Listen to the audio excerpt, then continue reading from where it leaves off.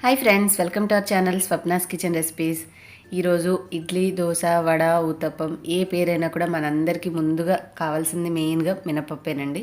మినపప్పు గుండుపప్పు కాకుండా పొట్టుపప్పు అయితే చాలా తేలిగ్గా కడుక్కునేటటువంటి ఒక సింపుల్ చిట్కా అనేది మీతో ఇవాళ షేర్ చేస్తాను.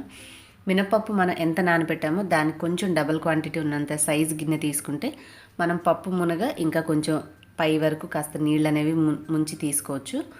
ఇప్పుడు పప్పు బాగా నానిన తర్వాత రాత్రంతా నానబెట్టుకున్న పప్పు ఉదయం పూట కడుక్కునేటప్పుడు బాగా ఒకసారి కలిపి, కొంతమంది ఈ విధంగా కూడా తీస్తూ ఉంటారండి. అంటే అది ప్రాక్టీస్ ఉన్న వాళ్ళకి మాత్రమే కుదురుతుంది ఈ విధంగా పొట్టు అనేది అంతా తీసేయడము.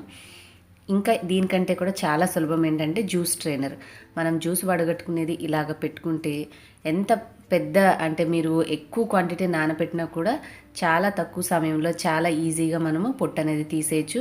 పొరపాటున వంపేటప్పుడు పప్పు గింజలు కనుక నీళ్ళలోకి వెళ్ళిపోయినా కూడా ఈ స్ట్రైనర్లోంచి తీసుకోవడం చాలా తేలికండి.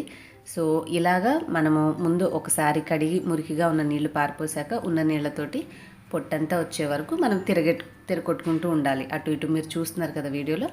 ఇలా చేసుకొని మొత్తం అంతా పోయింది పర్వాలేదు అని అనుకున్న తర్వాత లాస్ట్లో ఇంకొకసారి ఫ్రెష్ వాటర్తో మీరు కనుక కడుక్కుంటే చాలా తేలిగ్గా పొట్టంతా వచ్చేస్తుందండి. దీన్ని తర్వాత మనము పడేయకుండా మొక్కలు పెంచుకునే వాళ్ళు కుండీల్లో కానీ మట్టిలో కానీ వేసుకుంటే చక్కగా ఎరువుగా కూడా పనిచేస్తుంది. ఈ విధంగా మొత్తం పొట్టంతా పోయిన తర్వాత మనం కొంచెం చేతితోటి పప్పును గాలించుకున్నామంటే ఏమన్నా రాళ్ళు అవి ఉంటే కింద క్లియర్గా వచ్చేస్తాయండి.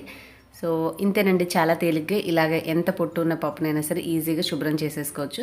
తప్పకుండా మీరు కూడా ట్రై చేసి మీకు ఎలా అనిపించింది అనేది నాతో కామెంట్స్లో షేర్ చేసుకోండి. ఈ వీడియో నచ్చితే లైక్ చేసి మీ ఫ్రెండ్స్ అండ్ ఫ్యామిలీకి కూడా షేర్ చేయండి. అలాగే మరిన్ని టిప్స్ అండ్ వీడియోస్ కోసం మన ఛానల్ సబ్స్క్రైబ్ చేసుకోండి. పక్కన వచ్చిన బెల్ కూడా యాక్టివేట్ చేసుకోండి. ఇంకొక మంచి రెసిపీతో కలుస్తాను.